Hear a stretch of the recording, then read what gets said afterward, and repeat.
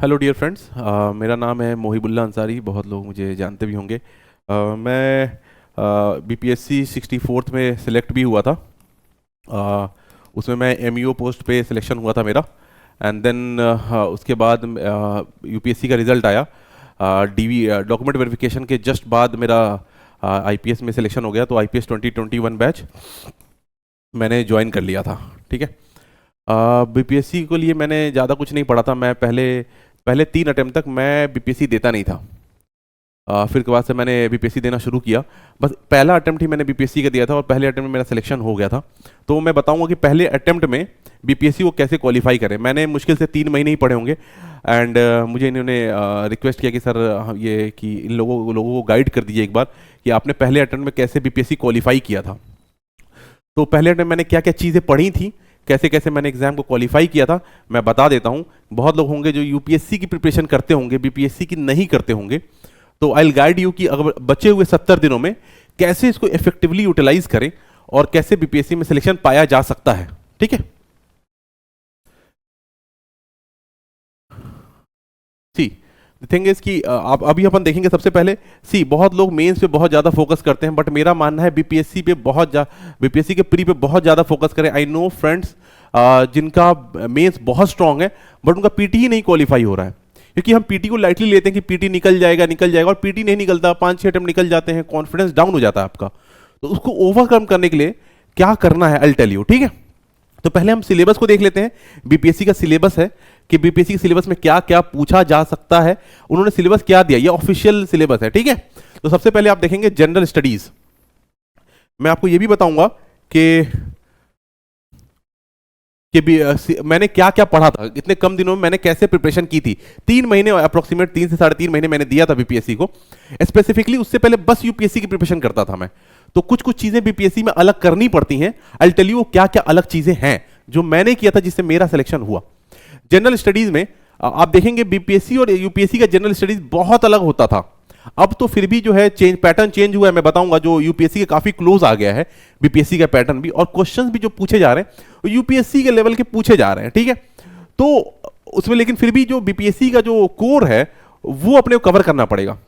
मैंने जीएस कैसे कवर किया था, मैंने जीएस के लिए पढ़ा था ल्यूसेंट। ठीक है। और मैंने बीपीएससी के लिए पढ़ा था घटना चक्र। ठीक है।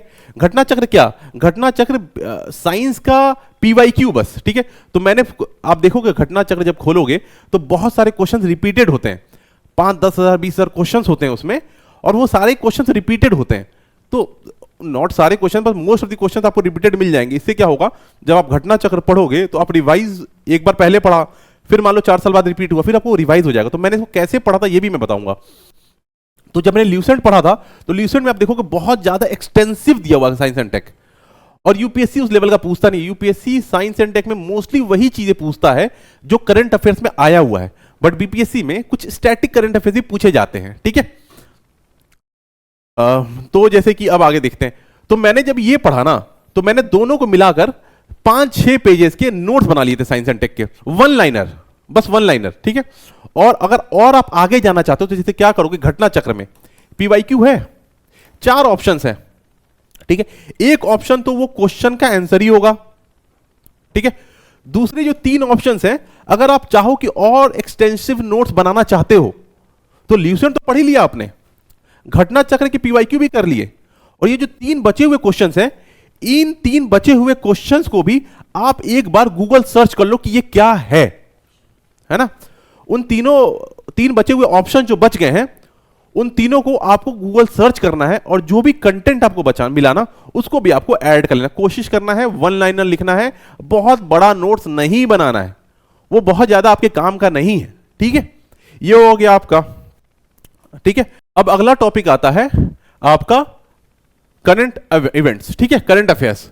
देखो करंट अफेयर्स जो यूपीएससी में आता है ऑलमोस्ट उसी टाइप का प्रीलिम्स में भी आता है।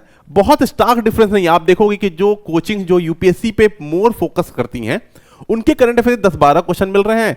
जो कोचिंग इंस्टीट्यूट जो हैं जो अपना मटेरियल निकालती हैं करंट अफेयर्स का, उनके जो आप करंट अफेयर्स देखोगे उनसे भी 10-12 क्वेश्चन ही मैच कर रहा है। तो मेरा यह कहना है कि अगर आप करंट अफेयर्स किसी भी एक कोचिंग इंस्टीट्यूट से आप अगर कवर कर लेते हैं, मोर देन इनफ है। ठीक है। मैंने क्या किया था, एक कोचिंग इंस्टीट्यूट से करंट अफेयर्स उठाया था और उसको पढ़ लिया था। लेकिन आप देखोगे कि यहां पे जो करंट अफेयर्स आते हैं थोड़ा सा वन लाइनर आते हैं। तो मैंने क्या किया था कि मैं यूपीएससी की प्रिपरेशन कर ही रहा था, उसके लिए हर मंथ करंट अफेयर्स पढ़ ही रहा था। बस जो बीपीएससी की जो कोई कोचिंग इंस्टीट्यूट थी उसका मैंने एक करंट अफेयर्स बुकलेट मटेरियल उठाया था और उसको मैंने एक्स्ट्रा पढ़ लिया था। तो ज्यादा डिफरेंस होता नहीं, कुछ 50% जो है ना एक्स्ट्रा कंटेंट होता है, या 30 to 40% कह रहा हूं एक्स्ट्रा कंटेंट होता है, या अलग कंटेंट होता है। मैंने वो कवर कर लिया था उससे, ठीक है। तो ये क्या होगा, उससे करंट अफेयर्स मेरा कवर अप हो गया, जीएस कवर हो गया। अब मैं बोलूंगा, इसको बताऊंगा इसको रिवाइज कैसे करना है, ये भी बहुत इंपॉर्टेंट है करने बस। और मैंने ये करंट अफेयर्स के नोट्स भी बना लिए थे, इंटरनेशनल और नेशनल दोनों लिखा हुआ है, तो आप ध्यान दीजिएगा, ठीक है। सिलेबस पे, सिलेबस देखिए, सिलेबस जो है वो एक एस्पिरेंट का बाइबल होता है। दो चीजें बहुत इंपॉर्टेंट है, सिलेबस और पीवाईक्यू, ठीक है। इसलिए मैं उसमें बहुत, देखो आप सब में मैं बोलूंगा सिलेबस और पीवाईक्यू जरूर देखें क्या पूछा गया है, ठीक है।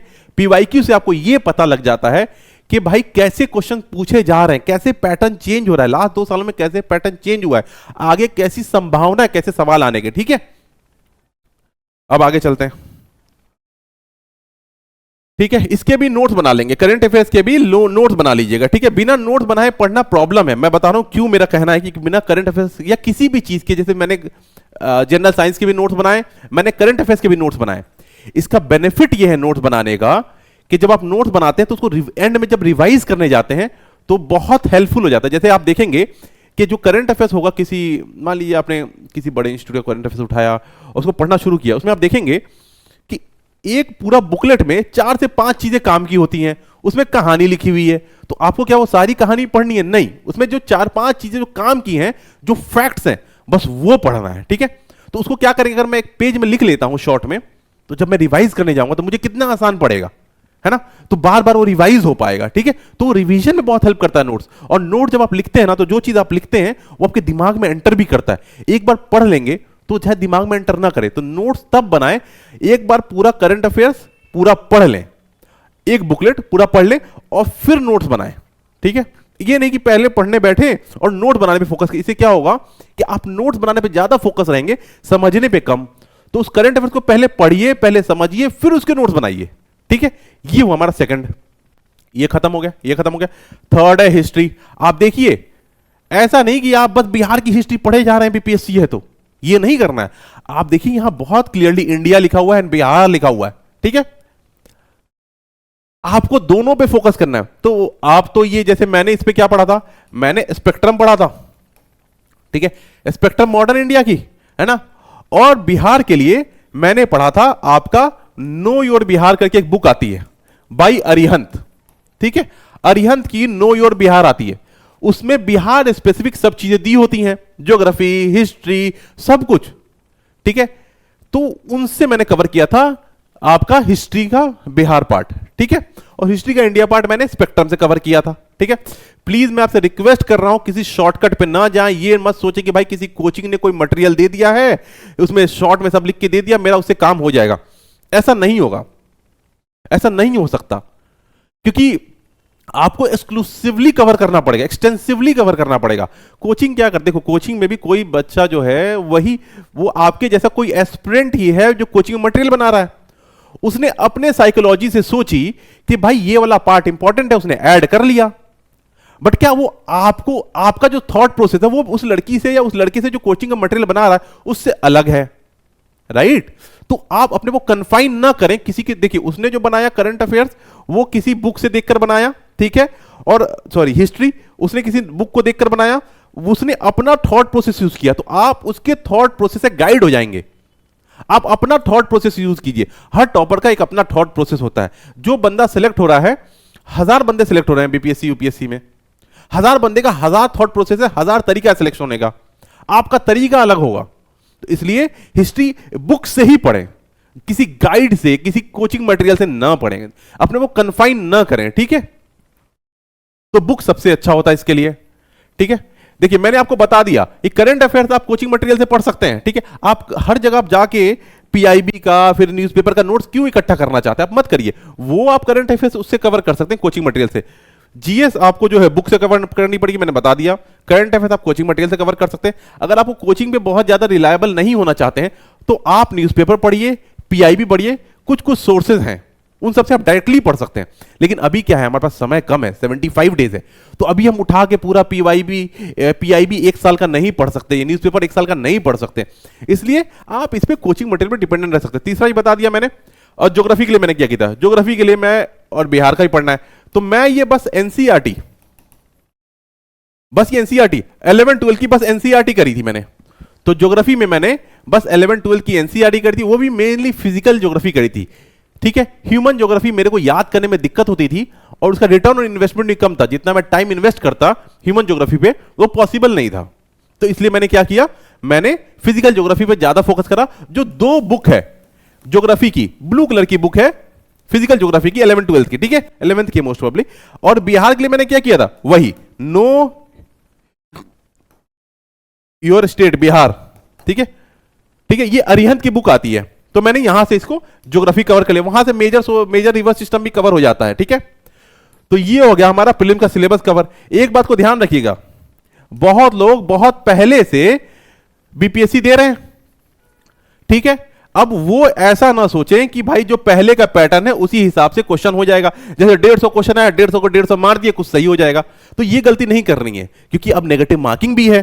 ठीक है, पहले क्या होता था, 4 ऑप्शन है, चारों में कोई एक तो सही होगा, बट अब क्या है, मल्टीपल चॉइस क्वेश्चंस भी आ गए हैं, तो ध्यान रखिएगा मल्टीपल चॉइस क्वेश्चंस भी हैं। एनालिटिकल कम फैक्चुअल से अब चेंज हो गया, अब मोस्टली एनालिटिकल क्वेश्चन पूछे जा रहे हैं, तो ऐसा नहीं कि आप फैक्ट रट के जाएंगे और टिक मार देंगे, ऐसा नहीं होगा। आपको फैक्ट पढ़ना है, फिर उसको एनालाइज करना है, रीड बिटवीन लाइंस जिसको कहते हैं वो करना पड़ेगा, आपको समझना पड़ेगा कि इसमें क्वेश्चन क्यों पूछा जा रहा है। ठीक है, बहुत बार क्वेश्चन ऐसा होगा जो आप बिना पढ़े सही कर सकते हैं।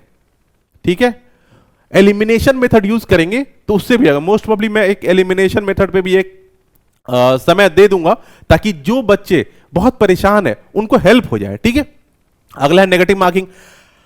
आप कोशिश करिए कि उन क्वेश्चन को अटेम्प्ट करें। देखो नेगेटिव मार्किंग में क्या होता है, बहुत लोग थोड़ा सा भी डर होता है तो क्वेश्चन अटेम्प्ट नहीं करते।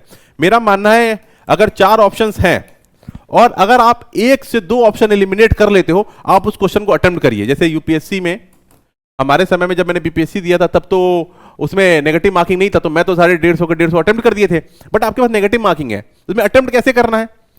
अगर आपने एक ऑप्शन एलिमिनेट किया कि भाई ये आंसर तो नहीं है इस क्वेश्चन का, बाकी इन तीनों में कुछ हो सकता है, आपके चांसेस कितने हैं सही होने के, 33% चांसेस हैं सही होने के, तो मेरा मानना है कि आपको ये क्वेश्चन अटेम्प्ट करना चाहिए।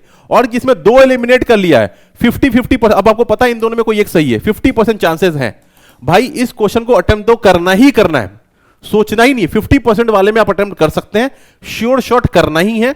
और जो 33% चांस है में 3 एक ही ऑप्शन एलिमिनेट कर पाए हो, 3 ऑप्शन बचा हुआ है, उसको ऑप्शन को आप टच कर सकते हैं। ये आपको कैसे पता लगे आपको टच करना है कि नहीं, इसके लिए आपको पुराना पीवाईक्यू और मॉक टेस्ट देना पड़ेगा। मॉक टेस्ट शायद ऑफिसर्स नेस्ट वाले भी अपलोड करते हैं, उन मॉक टेस्ट को आप खूब बहुत बार दीजिए। ठीक है, मॉक टेस्ट को देने से क्या होगा, आपको पता लगेगा कि क्या मैं एलिमिनेट करके सही कर पाता हूं, क्या मैंने एक क्वेश्चन जब एलिमिनेट कर दिया तो क्या मैं ये 3 सही, 3 में जब मैंने तुक्का मारा या स्मार्ट गेस लिया तो क्या मैं सही कर पाया, या जब आपने 2 एलिमिनेट कर दिया, क्या इन दोनों ऑप्शन में जब आपने रिस्क लिया तो क्या आप सही कर पाए। ये आपको अपने एक्सपीरियंस से पता लगेगा। देखिए हो सकता है मैं जो है अगर एक एलिमिनेट करता हूं, 3 में कोई एक मारता हूं, काफी बार सही कर दे रहा हूं, बट जरूरी नहीं कि आपके साथ भी ये केस हो। तो इसके लिए आपको क्या करना है, आपको प्रैक्टिस करना है, टेस्ट सीरीज प्रैक्टिस करनी है। वो टेस्ट सीरीज प्रैक्टिस करने से आपको रियलाइज हो जाएगा कि हाँ भाई मैं जो है अगर एक ऑप्शन एलिमिनेट कर देता हूं, 3 में अगर सही तुक्का मारता हूं तो सही हो जाता है। तो ये आपको जो है खुद प्रैक्टिस से आएगा। ठीक है, ये कोई आपको गाइड नहीं कर सकता। अब देखिए अब लास्ट 70 डेज बचे हैं, अब ऐसा नहीं है कि पूरा सिलेबस आप दोबारा से रिवाइज कर पाएंगे। देखिए 1 महीने पूरा सिलेबस रिवाइज हो जाएगा, बट लास्ट 1.5 मंथ में हमको किस पे ज्यादा फोकस करना है, कौन से ऐसे सब्जेक्ट हैं जिसमें ज्यादा मार्क्स स्कोरिंग है हमारे लिए। तो हमने आपके लिए क्या किया है, इन्होंने कि आपके लिए डिवाइड कर दिया भाई 69 और 68 बीपीएससी का एक पैटर्न बना के दे दिया कि भाई इन सिलेबस से ज्यादा क्वेश्चन आता है। और आप देखिए ऑन एन एवरेज कुछ सब्जेक्ट से ज्यादा क्वेश्चन पूछे जाते हैं। जैसे हिस्ट्री है, देखिए इसमें 28 से 30 क्वेश्चन, 30/150, 20% क्वेश्चन आपका आ रहा है, 20%। आप समझ रहे हैं 20% कितना ज्यादा होता है। ठीक है, सेकंड है आपका करंट अफेयर्स। आप देखिए करंट अफेयर्स की वैल्यू बढ़ती जा रही है, ठीक है, तो करंट अफेयर्स को लाइटली नहीं लेना है, ठीक है। ये भी ऑलमोस्ट 22% के अराउंड आ रहा है, ठीक है। फिर आप देखेंगे जीएस वाला पार्ट, इसमें भी 30 क्वेश्चन है, ऑलमोस्ट ये भी 20% ऑफ द होल सिलेबस। तो ये 3 अगर आप कवर कर लेते हैं अच्छे से तो आप एक स्ट्रॉन्ग जोन में आ जाएंगे। देखिए बिहार स्पेसिफिक 20 नंबर का आ रहा है, और एक छोटी सी बुक पढ़नी थी, know your state know your Bihar, ठीक है, अरिहंत की। मैंने उससे पढ़ के ऑलमोस्ट कम से कम 15 क्वेश्चन सही कर लिए थे, ठीक है। तो इन 3 सब्जेक्ट पे अपने को ज्यादा फोकस करना है, ठीक है। लास्ट डेज में रिवाइज ज्यादा करना है, तो इन सब्जेक्ट पे मैं रिवाइज ज्यादा करूं, इन 4 पे रिवाइज ज्यादा करूंगा। इन सबको अगर मेरे पास समय नहीं है तो इन सब्जेक्ट को मैं लाइटली ले सकता हूं। देखो एप्टीट्यूड एंड रीजनिंग बहुत लोगों का बहुत अच्छा होगा, जिनका अच्छा है, जैसे मैंने उसमें 10 के 10 सही किए थे, आप भी 10 के 10 सही कर सकते हो। अगर नहीं कर सकते हो तो आपको बाकी पार्ट्स पे जस्ट इरेज, मैं इसको इरेज कर दूंगा ताकि आपको क्लियरली दिख जाए, है ना। मैं रिक्वेस्ट करूंगा सभी से कि सभी जो है इसका एक स्क्रीनशॉट ले लेंगे, ठीक है। एक स्क्रीनशॉट निकाल के फोटो चिपका देंगे अपने वॉल के सामने, ताकि आपको पता हो कि किसमें ज्यादा अपने को फोकस करना है, ठीक है। 1 2 3 4 इन 4 सब्जेक्ट में, ठीक है। Current affairs, history, Bihar specific और जनरल साइंस, इन 4 में ज्यादा फोकस करना है। और अगर आपका अगर मैथ्स ठीक है, रीजनिंग ठीक है, तो इसको आप 2-3 बार प्रैक्टिस जरूर कर लें, क्योंकि ये इजीली मार्क्स फेच करा देता है आपको, ठीक है। तो डियर फ्रेंड्स आज के लिए इतना ही। मैं बस बेसिकली एक ऊपर ऊपर से कवर करना चाहता था। मैं बस ये मेनली बताना चाहता था कि आप अपना 75 डे कैसे यूज कर सकते हैं। मैं कहूंगा आप मोबाइल जब भी पढ़ने जाएं अपना मोबाइल साइड में रख दें, इंस्टाग्राम पे रील देखना बंद करें। 75 डेज की बात है, 75 डेज बाद आपका पीटी हो जाए, फिर आप आराम से रील देखिए, सिलेक्शन हो जाए, फिर और आराम से रील देखिए। तो अभी आप मेहनत करिए, 75 डेज अपना पूरा फुल आउटपुट दीजिए, 100% आउटपुट आपको देना है, ठीक है। भटकना नहीं है, ठीक है।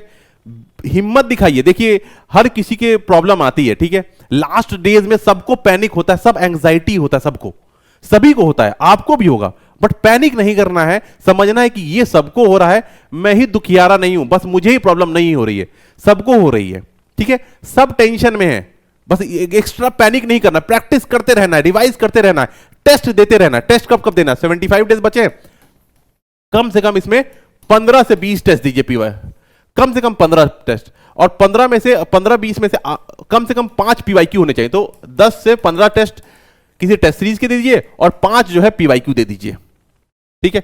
इससे आप क्या होगा, आप और पीवाईक्यू एंड में दीजिए, एंड में देने से क्या होगा कि आप उस मोमेंटम में बिल्डअप हो जाएगा आपका, ठीक है।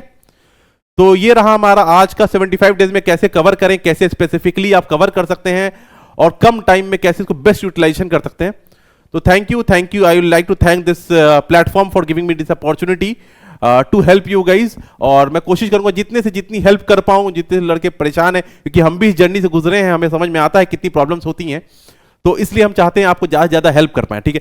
Thank you everybody.